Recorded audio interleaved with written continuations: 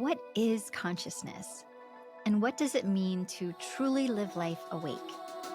Welcome to Clarity to Consciousness, a podcast where we transcend beyond stereotypes, embracing a deeper understanding. I'm your host, Kristen Griffiths, a fellow seeker on this path.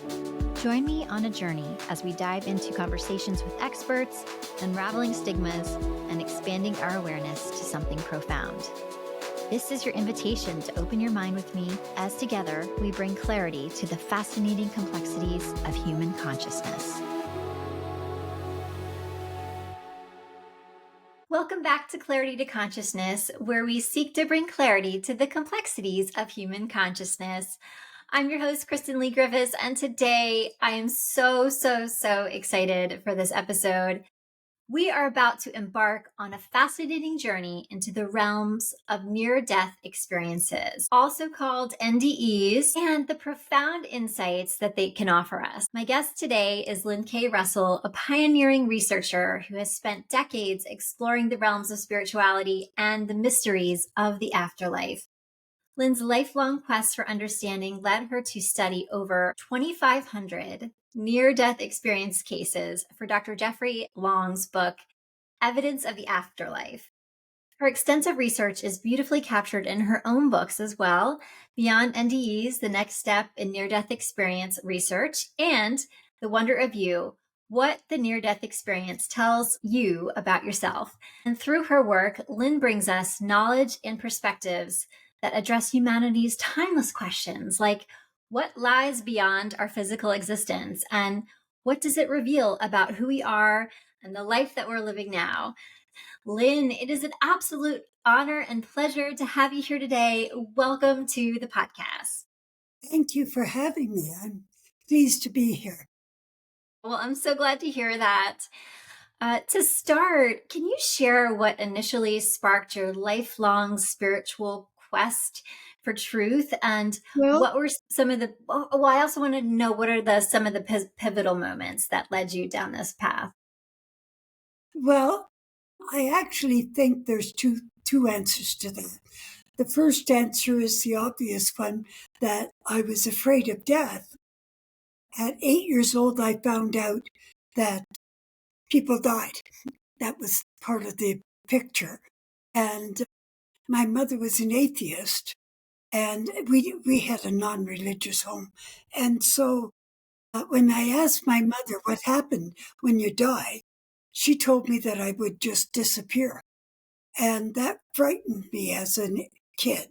And so I really wanted to know what did happen.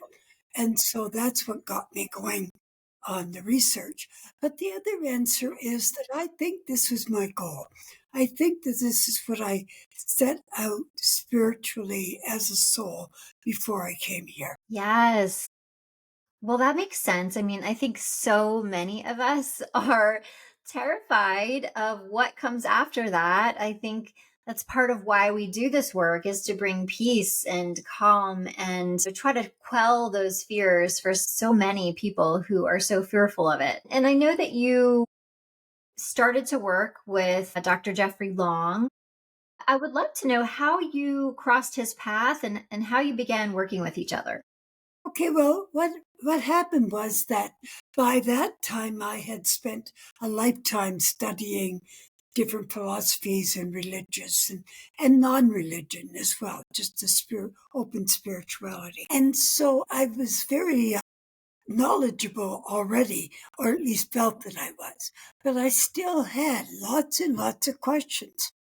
And I was retiring, and I had planned to be a writer after I retired. And I had a book in my mind that I wanted to write. And the woman in the book was OBEing and doing things in the out-of-body condition that I didn't even know it was possible to do. And so what I did was I went online to do a little bit of research and find out if this was even possible. And that's when I wound up on NDERF, which stands for Near Death Experience Research Foundation, because they had a branch on OBEs. And so I never did find the answer to my questions, by the way. I got sidetracked with NDEs and joined the chat line. And while I'm on the chat line, Dr. Long asked for volunteers. And I had just recently retired. I had all kinds of time. So I put my hand up and volunteered. And so that's how it began. And you referenced OBEs, which I believe are out of body experiences, Yes. correct? Is that from the book Out on a Limb with Shirley MacLaine? Is that how you got interested in them, or was it before that? But, not through her book. I have read her books, but no, my OBE information or interest was not revolving around her or her and her work. I don't know where it came. I guess just through the years, the research that I had done and all the stuff I had learned, I finally just I knew about it. So I had read Robert Monroe's book. I can't remember the name of it, but I think it's Journeys Out of the Body. I think that's what it's called. And he was right into it. As a matter of fact, he wrote 3 books. And then he opened up an institute in Virginia that's still going, that teaches people how to leave their body and travel. So, yeah, so that's probably where I got into it. Well, I know that you've researched 2,500, which is so many, 2,500 cases for Dr. Jeffrey Long's book, and you've come across a lot of information yourself. So I would love to hear what are some of the most common themes you found in your research, and how do they shape your view of the afterlife and consciousness? Boy, that's a huge question. I may have to ask you to break it down, okay? What the most common is the love and, those kind of things. Well, not necessarily the tunnel, because it's only about half of the people that use tunnels. Other people will rise up and through the ceiling of wherever they are. Or if they're not at no ceiling, they just keep rising up until they're in the universe and amongst the stars. Other people, they leave their body and there's a guide or there's loved ones or there's a light to greet them and bring them to the next phase of their existence. And so the tunnel isn't always the only way that people travel. And that's the most common. People think that. So I just wanted to clarify that. So it would be like being able to communicate through telepathically, sorry, and also to travel by thought. And one of the things that for me was most significant was, number one, everybody has a different experience because we are all different and we each create our own death experience. And we take a very active role in creating our death experience. And so that's very significant in the whole picture. The other one is that the feeling of the connectedness with everything and everyone, and that the other is them, and they are it, whatever that it is, whether it's a planet, whether it's a rock, or whether it's a person or a life form, that they feel this connection that they are it and it is them. Those 2 points are really very, very important and very common. So it sounds like it can happen a few different ways. So someone passes away, they're either leaving their body through and through a building or wherever they may be, maybe they're outside, or they pass and sometimes they see a tunnel and it takes them somewhere. So once the soul leave their bodies, what happens next typically? Generally, what happens is that the soul continues on and goes to their place. I don't want to call it heaven, although it is very beautiful and is filled with love and peace and comfort and the assurance that all is well. There's no worries or concerns. There are people who have negative experiences, but for the most part, most people don't. I would say that negative experiences are probably in the single digits as far as percentages go. Um, and I don't know the exact percentage, but low, very low. And so that's one of the things. They often meet loved ones that have passed before them, or they meet their guides and they're taken on a tour of where they are. And if they're feeling confused or a little not knowing what's coming next, then their guide will help them through that. Sometimes their loved ones become their guide. And so the loved one will take them on the tour and explain things to them. And their loved ones will help them through any confusion that they have. They sometimes will go, some individuals, not all, go to a beautiful garden. Other ones will go to maybe a mountains or places that are significant for them. So the lake shore or whatever that is significant for that person, then that's where they will find themselves. But the main point of that is that there is no body. So as soon as they leave their body, all disabilities disappear. They have no disabilities. And actually, there are what I call universal elements. The universal elements, there's 31 of them. So I can't list them all, but these are the most significant and the ones that are talked about the most. Is the no time. We have a hard time understanding how there can be no time when we're so wrapped up in time. And actually, we need time in order to experience this existence. Wow. So aside from time, you said that there's 31 other elements. Do you have an example of what else it could be?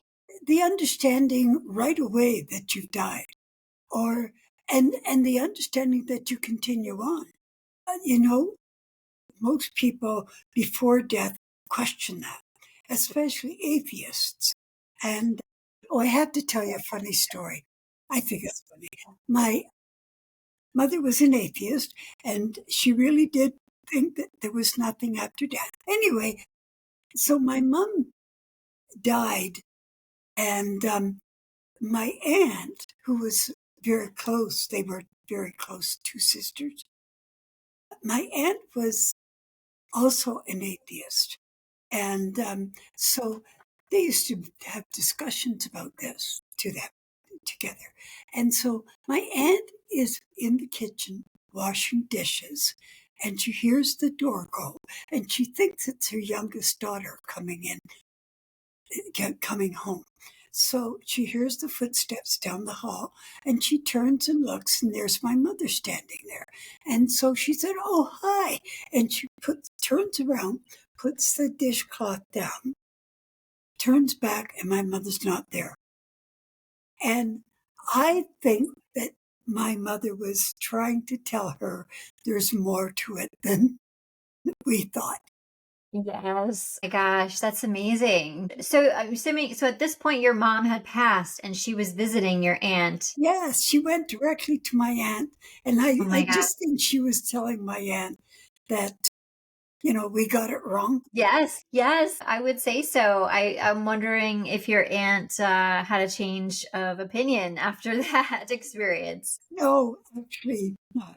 I talked to her after that, and I asked her because she was still maintaining there was nothing.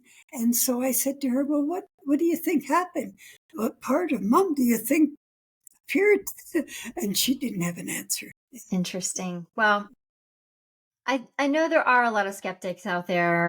Some people think that the experience that people have when their body's passing or their body is dying. Skeptics will say that it's just not real and it's just their body hallucinating. But I would think that that would be hard to explain if you've talked to 2,500 people and they all have such similar experiences. Is that what you think too? Yeah, actually, yeah, there's so much evidence to show that death experiences, these near death experiences are real. And we really are closing our minds and not looking at this information. For example, people bring back information that that they couldn't possibly know, about deceased individuals, or ones that have passed before them, brothers or sisters that they had that they didn't even know about before they were born, or they become back with information for their parent from a loved one. And other things are they come back with such changed personalities. And that is so ubiquitous that it really has to be considered, People who are difficult come back caring and loving and giving and only want to do good for the world. And that to me is an indication that there's something that happened.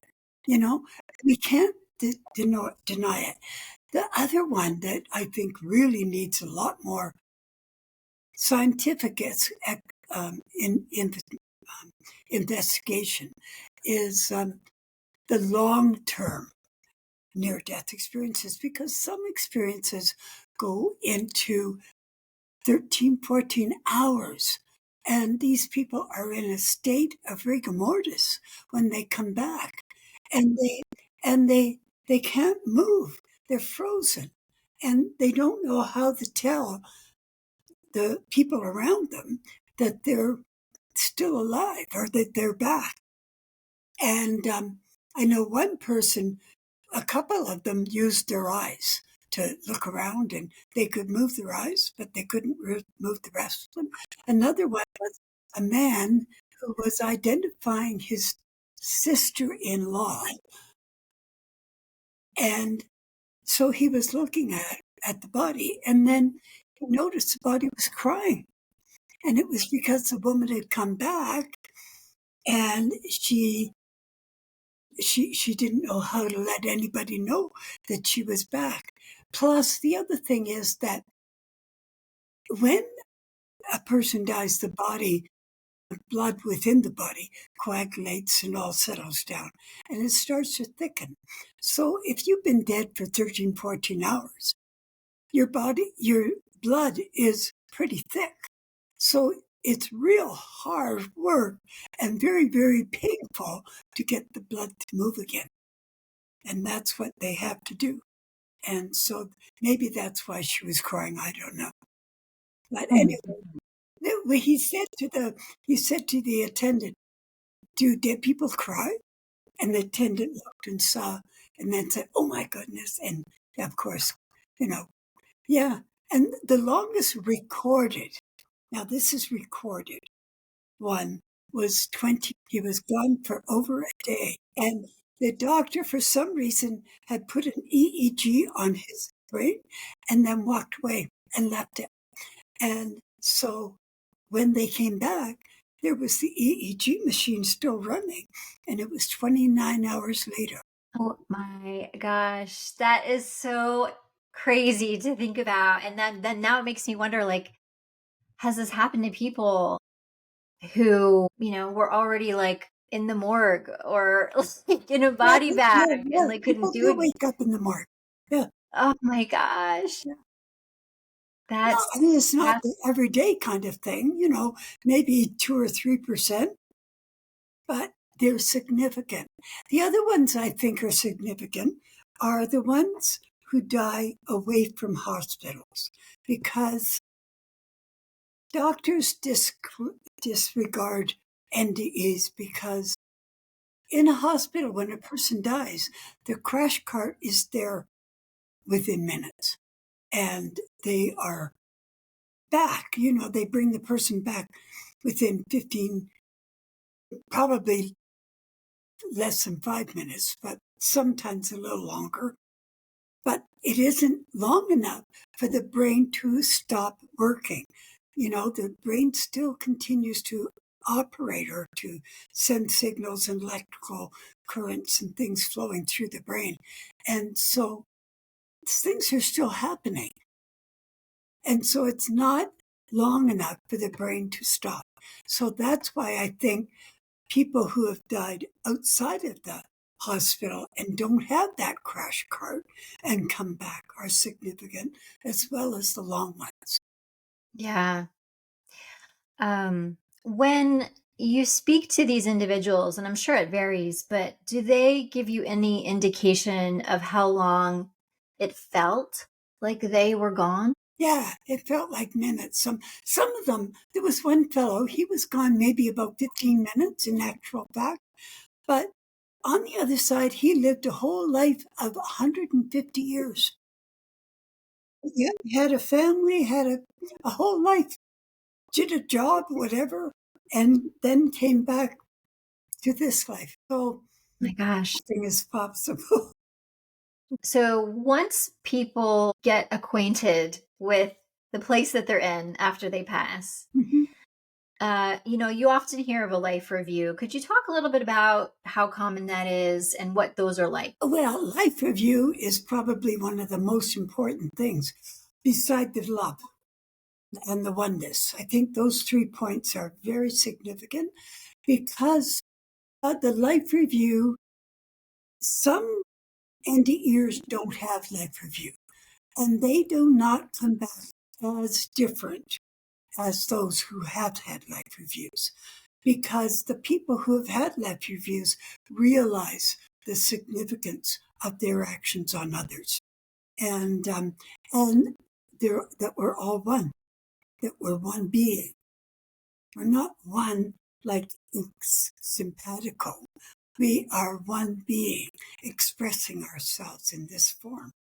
And so I think that's very significant for the people who have had, and seeing how their behavior not only affects that person but the one behind them, and it just echoes right down until it fades out.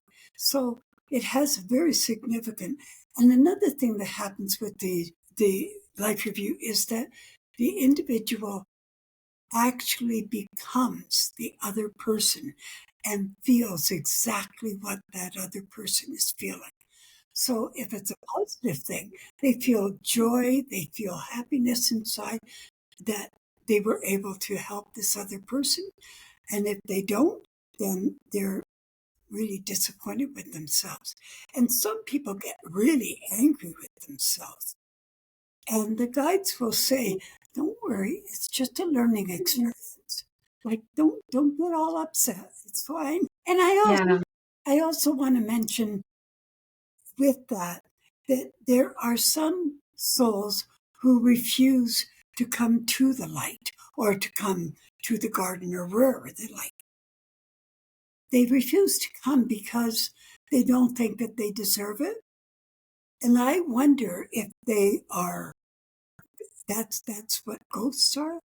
But the other thing I wonder about is if that is what people like Hitler and people who Assad and you know the people who are harmful to others in a grand scale. I wonder if that's those people as well. I don't know. But if not, then those people have to go through every single soul that they have upset or hurt or killed or, caused harm to. So that's a pretty heavy load. People Yeah. who don't have life reviews come back changed.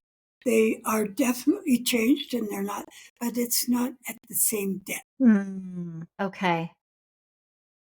Interesting. So there's the life review, and many people see their lives and they see how their actions affected or impacted others. whether for good, quote unquote, what they feel is good or what they feel is bad.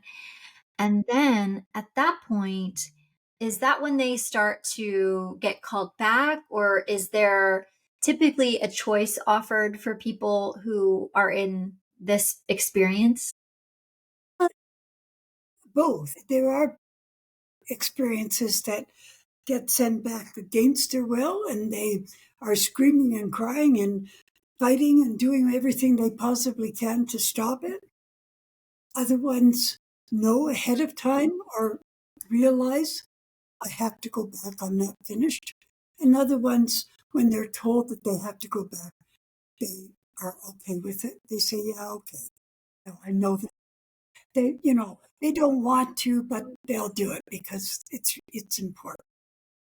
And so, do they describe what it feels like to go back to a Yeah. body once they've been so free, especially for those who have maybe like a disability, or, maybe they couldn't use a body part in a certain way? Any experiences that you could share from that Yeah. standpoint? Well, one of the things that happens for people when they're on the other side is that they feel everything is brighter. Their their mind is more sharp. They can pick up things like just instantly. They have download of phenomenal information, and the colors are brighter. They hear music that is like no other music and that we have here. It just blows them away. So when they come back here, and that's pretty well universal, not the music, but the colors and the sharpness of everything, including their own mind. And so coming back here is a real adjustment. And some people do not want to come. And so they've been forced to come back. And one lady, after I gave a talk, and she came to me and said, I'm just marking time. I'm just waiting for my time to be up. And I thought how sad that was because she was here for a reason. And, Yeah. she was just wasn't going to do it. So she probably will have to come back and reincarnate. And because once you made your plan that this is what you're going to do in this lifetime, you have to do it. It's like a contract. Can you talk a little bit about that? Because I don't think that that's something that we've really addressed on this show. Is you said there's a plan. So are you saying that there's a plan put in place prior to incarnating in a body on Earth? Can you talk about what you mean Yeah, there? exactly. But what happens is that we've got a soul, and the soul says, okay, I'm going to become a human. I'm going to go and have a life experience on earth as a human. And so the first thing it does is it chooses a goal that it wants to accomplish. Now, that goal is usually put together with friends, with their soul group or other guides, together. They're other souls, they're talking together. So they come up with this idea of what is most needed, A, for the individual, and B, for the world, because goals are always, always for the benefit of the world. They never are damaging or negative. So, so they'll get that goal. Now, the goal is set. Now they plan the life that they're going to have with the goal in mind, that what elements do they need to guide them to go towards that goal. And that's what they work towards. So it might be the people in their lives, whether it's people that are significant in just in and out again, or whether they're family members that they see all the time. It might be best friends, things like that. It might also be, but what I want to stress is it isn't everybody you ever saw. It's just those who are significant. So if you get on a bus and there's a bus full of people, all those people didn't have significance in your life. It's just the ones who affected the goals and the direction that you were going. That's one. The second one is events that are going to happen. So we choose parents that are more likely to guide us in this direction, in a particular direction, so that we will be able to get to our goal. We don't see it until much later, but it's there. And so we have chosen, and some stories are heartbreaking. And I think, how can this soul have chosen that family? And I think how I see that is that there was the possibility that it would be this way, or a possibility it would be this way. And the person chose to go into that family with that understanding. Whether they reached their goal or not, I'm not sure. Anyway, so events, whether there's really small events or whether they're big events, the same as with people, it's events that significantly affect their direction in life and guiding them. There's another piece. The soul knows where it wants to go. And the soul is within us. The soul isn't up here somewhere. The soul is right inside of us and guiding this existence. And so the soul will help to guide you. For example, a child who is interested in outer space, science. Another child is interested in music. Another child is interested in, social issues. That's the guidance. That's the guidance that you're getting, So just go with it. That's our purpose. And so, again, it's not every event that happens in our lives.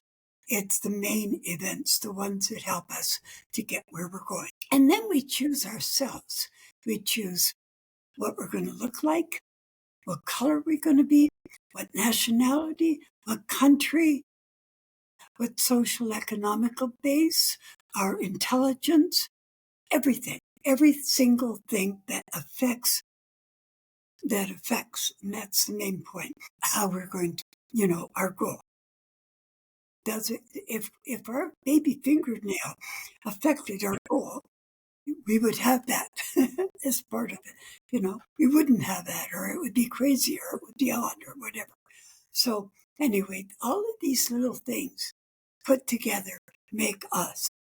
Okay, now there are accidents, and that's something that many people have a hard time with. We sometimes don't get to do our goal in this lifetime. And so then we have to come back in another lifetime with similar experiences to get to that goal again. So sometimes it's an accident. A person who is going to be very significant in your life was killed, was murdered, or was killed in a war. That wasn't planned. That person shouldn't have died, but they did. And that was taught to me by Daniel Brinkley, who was a mercenary for the American U.S. Army or military. And he killed a man. And when he had his death experience, he was asked, "Why did you kill that guy? I had plans for him, and now he has to come back and do it all over again."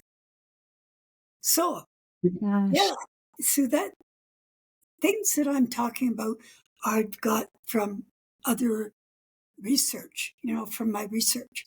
Other times there's accidents, car accidents, and they just can't finish what they were supposed to do.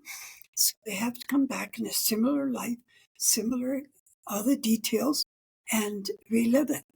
Another thing is that people sometimes turn off light, and that is so sad, so sad. And those people would not accomplish their goal either, because they're just goofing off.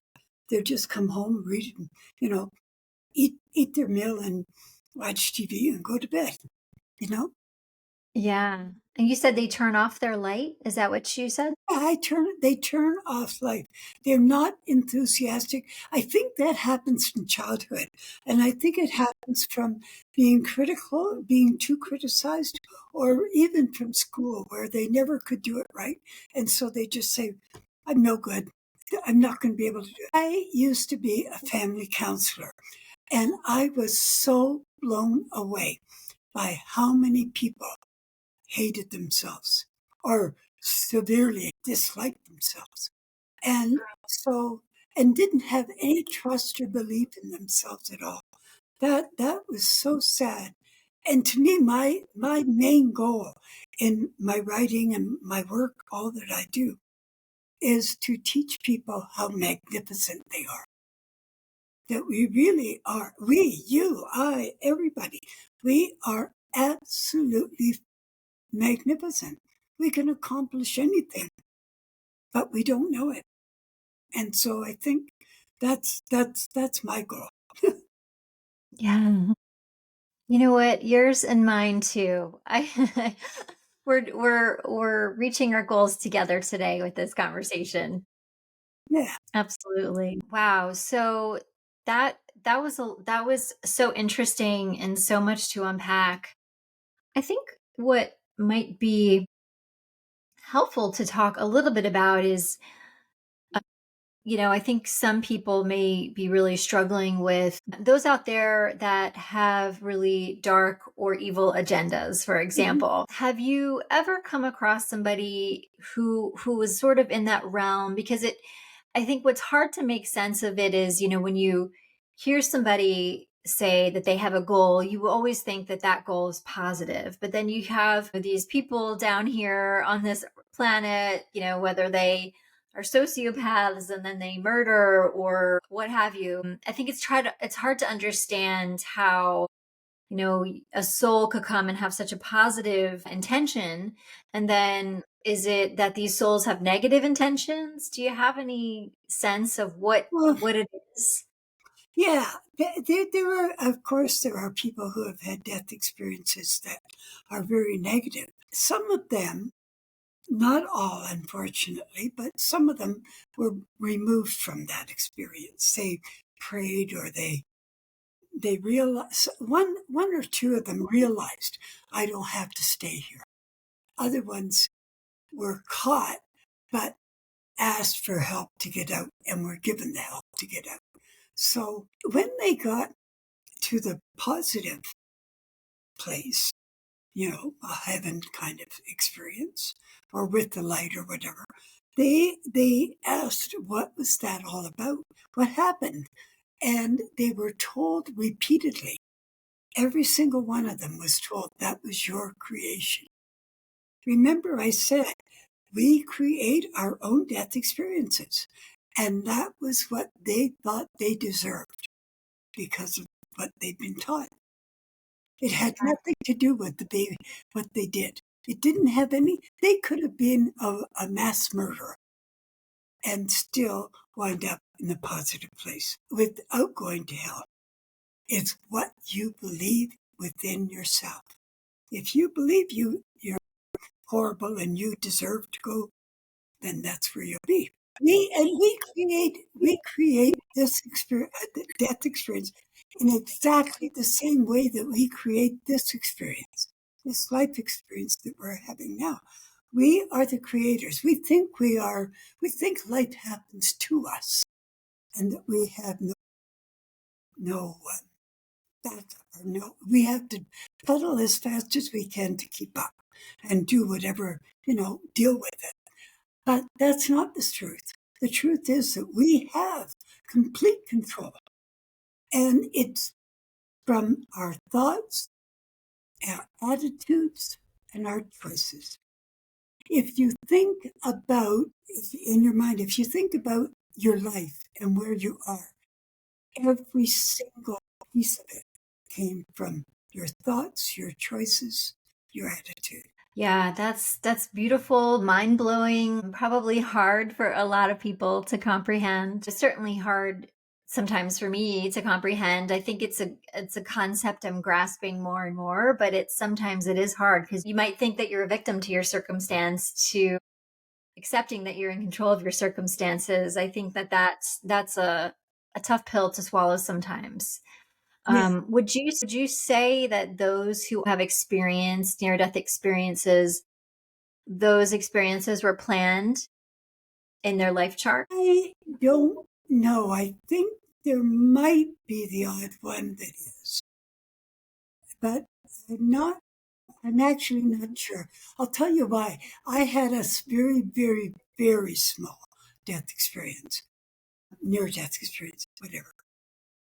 When it was in 1973, and I was really, really ill with, I don't know what I had. I was just really sick. And I Oh was no. fever and in bed. And, you know, anyway, I left my body and I was with my guide. My guide met me. And we were going up this tunnel. And the tunnel, by the way, for me looked like the gray, smoky kind of thing.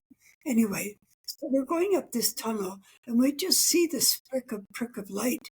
And we hear this big, loud male, of course, voice, because that's what I created, coming down that said, "Take her back, it's not her time." So my guide said, "But she died." And the voice said, "Take her back, she has much left to do." And that was the end. Wow. Yeah. So Uh, I oh think, my gosh. yeah, I think that I don't know the answer to that one. I don't think I was supposed to have a death experience or a near death experience at all, because I didn't even get past the tunnel. Was that before or after you had done your research? That was way before, way before. Oh my gosh. It was before Moody's book came out, Dr. Raymond Moody's book on NDEs. It was before that. Wow. Did you recognize who your guide was? Yes, I did. It was an uncle that my favorite uncle. So you did recognize your guide and it was your uncle, you said. Yeah. Um, and do you happen to know if he was with you your whole life? Or I guess he couldn't have been because if you knew him. Yeah, the story about my uncle is is sort of as significant for your maybe significant for your audience. I when when I was a baby, and I wonder if I had a near death experience at this time. I almost died from I had pneumonia in both lungs plus whooping cough, and so I was extremely sick, and I was 5 months old. So I wonder if I had a death experience then, because I wonder if that's why I became very spiritual. I don't know. Anyway, the point is that while I was that sick and I was in the hospital, I was running a very high fever. And the doctor told my mother that because of the high fever, it was possible that I would be mentally slow. And so in grade 2, at 7 years old, I was assessed as mentally slow. And it turns out in real life, I'm ADD, not ADHD, ADD, plus I'm also dyslexic. And so I couldn't read out loud. I can read to myself, but I can't read out loud. Even now, at 86, I can't read out loud. Anyway, so I was put in special classes for children who were non academic. And I went to grade 2 for 3 years. And then we moved to a school that didn't have an opportunity class. And so I was put in grade 3 and I managed. I was fine the rest of the time. So the point of that is, so all my life I was raised as if I was mentally slow. Other people made decisions for me and I acted like I did the road really well. And so later, when I got married, I had a nervous breakdown and I wound up in the hospital. And the psychologist there and I were chatting one day, and I told him I was mentally slow. So he said, "It's not slow." I said, "Yes, I am. I'm just pretending to be smart." And that's what I believed in my heart. I believed for years and years and years that I was pretending to be smart. So anyway, this counselor said, he was a psychologist. He said to me, "I want to give you an IQ test." And I said, "Okay, but you have to give me the results." Anyway, he said to me after I did the IQ test, he said, "Lynn, you're university material.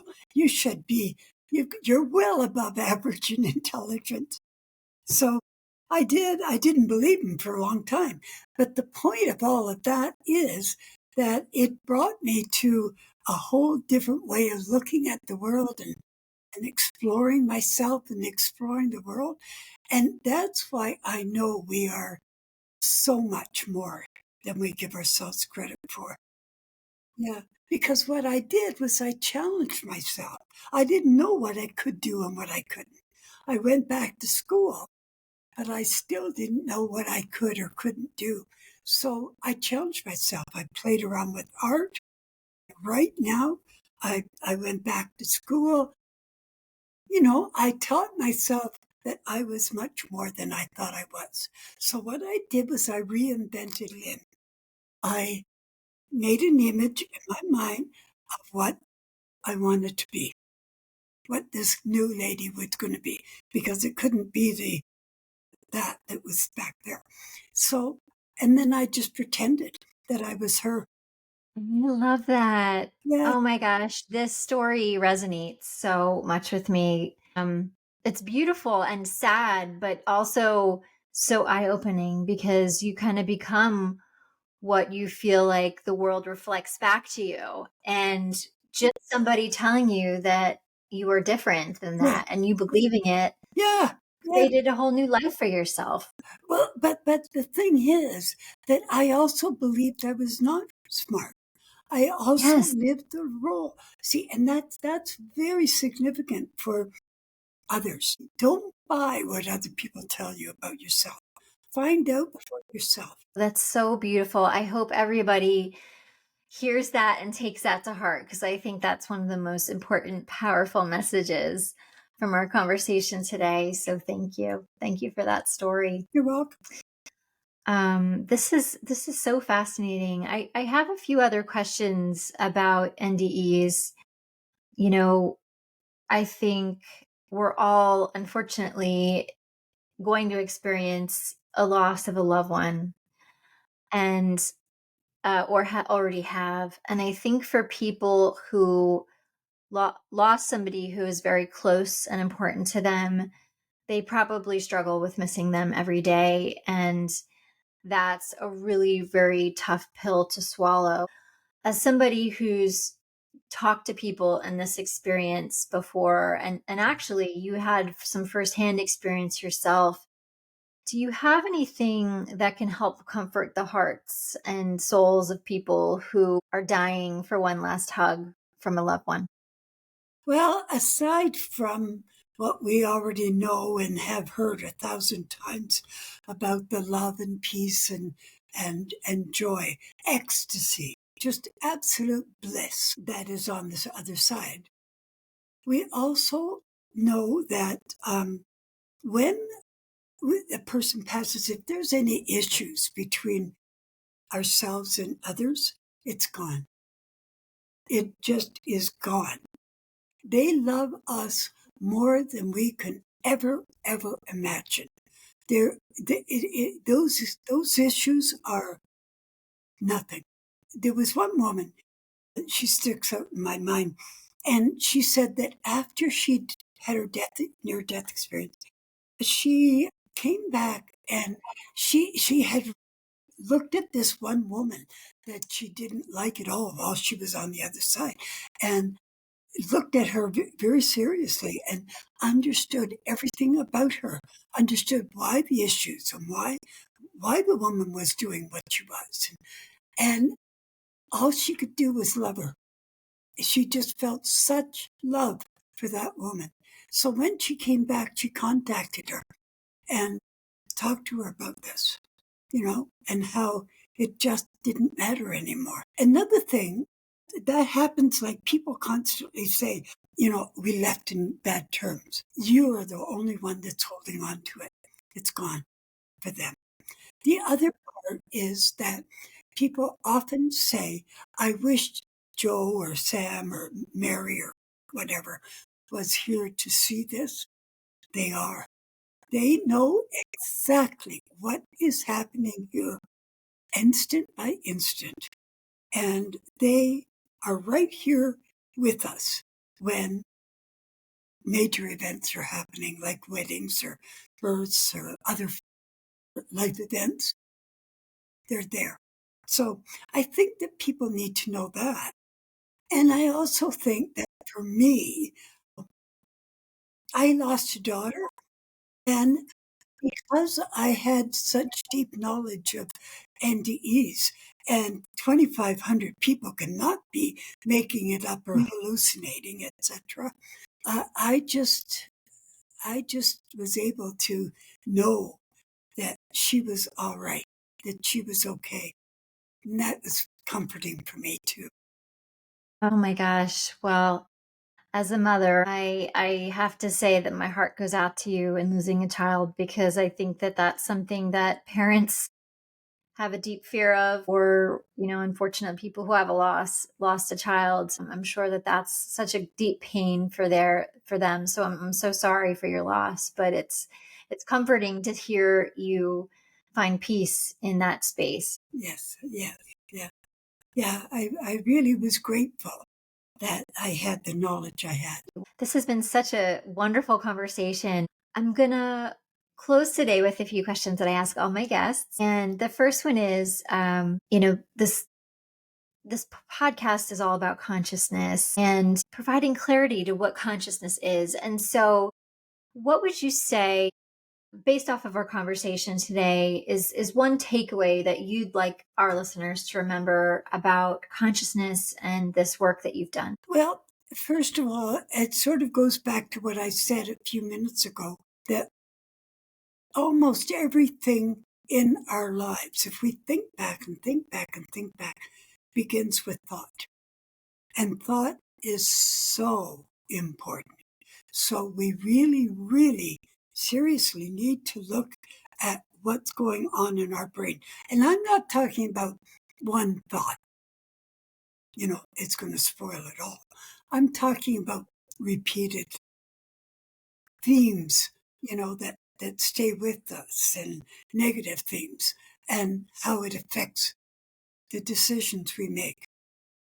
And so, but really, and I'm into science quite a bit, and there are science experiments, that that tell us that we are consciousness, that is our reality. And that's a very significant information. So I won't go into the science because it's pretty deep. But it really is that the consciousness is the most important thing there is. The number one most important thing. Beyond all the other things we talk about, consciousness is the bottom line. Well, I wouldn't mind any other scientific connections that you'd like to make, because I know that that's something we both feel passionate about. I work in the healthcare industry during the day, and I know that in order for a lot of people to accept some of these concepts of spirituality, they need it to be scientifically proven. And so whenever we can bring science into the conversation, that's always a desire of mine. So Well, I can. don't feel like you have to hold back there. Okay, I can thumbnail it. Okay. Okay, so there's a research study that was started in 1997, and I think it's still going actually, but it's just not being recorded. It's still going, but nothing is being recorded anymore. And it went on until 2015 that they did the experiment. And what they did was they wanted to know if our thoughts affected the atmosphere of world, the world atmosphere. And so they did this global consciousness project. The global consciousness project had a computer program that was so sensitive that it picked up the slightest change within the atmosphere of the world. And so they had about 100 computers around the world that were this was plugged into, and they ran it, as I say, for many, many years. Every time there was a significant experience in the world, it showed on the graph, that it reacted. And so that shows that our consciousness has an effect on the universe. And one of the most interesting one is 9/11. 9/11 didn't start happening until 8ish in the morning. And yet that's when I think the planes took off, somewhere around there. But it started reacting on the scale at 4 o'clock in the morning, before 9/11 even happened. So Wow. already there was consciousness happening. So, and so the other point is that we think of the universe as out there, but it's not. It's right here beside us. It's right here, everywhere. It's inside of us. So we are the universe. We are the universe. Well, thank you so much for sharing that background with us. So, so interesting. If someone is just starting their journey towards a deeper understanding of consciousness, what advice or guidance would you offer them? Well, that's a good question, because I wish I had an answer to that when I first started. One of the things is to go slow, to not jump at answers and, this is the answer. Well, maybe, but there's more, usually. The other thing is that don't get discouraged, because I found that I would think I was there, and then all of a sudden I wasn't, and I felt discouraged, and I didn't need to feel discouraged at all. Everything was cool. So, yeah, that's what I would suggest, is to just be kind to yourself. And in your opinion, what does it mean to live life consciously? I think living life consciousness is being aware of our reality, being aware that that there is far, far, far more that we are a part of, that we haven't even scraped the surface of. And, there's just so much out there that for us to learn. So, like I said before, challenging ourselves and getting in there and dirtying our hands and just mucking about. Oh, beautiful. Lynn, thank you so much for all of your amazing wisdom today. Can you remind listeners how they can stay connected with you or access information that we've discussed? Sure, I actually am really easy. Just Google my name, Lynn K. Russell, and you'll find me. My I'm on Facebook. I'm on LinkedIn. I'm on Instagram, but I don't know how to work it. So, I'm just a name there. But I'm also, my website is there, and also my YouTube channel is there. So you can get in touch with me anywhere, any of those. Amazing. Well, we'll be sure to link all of that below as well in the show notes. Thanks. Well, thank you so much for sharing your incredible insights. I so appreciate you. Oh, you're welcome. Yeah, thank you. It's really been a profound conversation, and I'm sure that the listeners have been moved by your experiences and research. So I just want to remind everybody, for those who want to take a deeper dive into Lynn's work, be sure to check out her books, Beyond NDEs, the next step in near-death experience research, and the wonder of you, what the near-death experience tells you about yourself. These are really, truly transformative reads that explore the wisdom gained from near-death experiences and the extraordinary insights they offer about our lives. Thank you so much to everyone tuning in today. If you found value in this episode, please, please, please share with somebody who might also benefit. Growing our community is one of the best ways we can continue exploring these deep topics together. And if you haven't already, please subscribe, rate, and review Clarity to Consciousness. It really helps us reach more listeners who are on their journey to spiritual exploration. Stay tuned for more conversations that dive into the mysteries of consciousness. Until next time, keep an open heart, stay curious, and live life consciously. Thank you so much for listening. Bye for now.